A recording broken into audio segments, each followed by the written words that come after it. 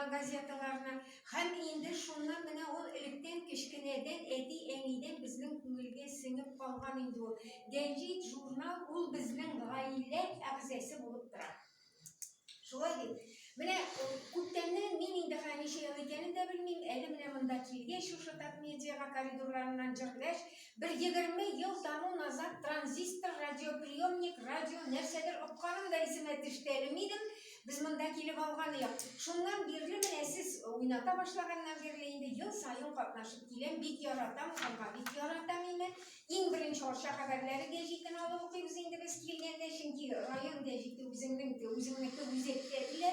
Башка гәҗитләрне, Ватаным Татарстан булсынмы, ул Сөембикә булсынмы, Татарстан яшьләре булсынмы, бик яратабыз, бик кулланабыз. Һәм менә мин бик шат, минем мондый хлебопечкам юк әле. Хәзер менә Алла бирсә шушыны пешереп, исән-сау, тынычлык булып, шушындый икеләрне пешереп, һәрвакыт сез уйнатып торып, матур итеп яшәргә язсын. Тагын менә мин шушында чыгу форсатыннан файдаланып, бер-ике әйтеп китәсем килә. Менә былтыр безнең район гәҗите грантта катнашып, шушы медианы нәрсәдер укты безнең грантлар. Бу инде татар авыллары турында җырлар чыгу буенча грантта катнаштык.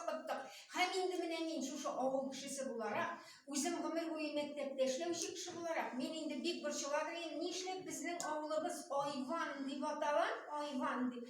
Җыр чыкмый икән дип без моның турында сөйләштек һәм былтыр да шу грантта катнаштык. Безнең авылыбыз турында, үзебезнең авылыбызның җегете, үзебезнең районыбызның композиторы искиткеч Айваным дигән җыр чыгарды.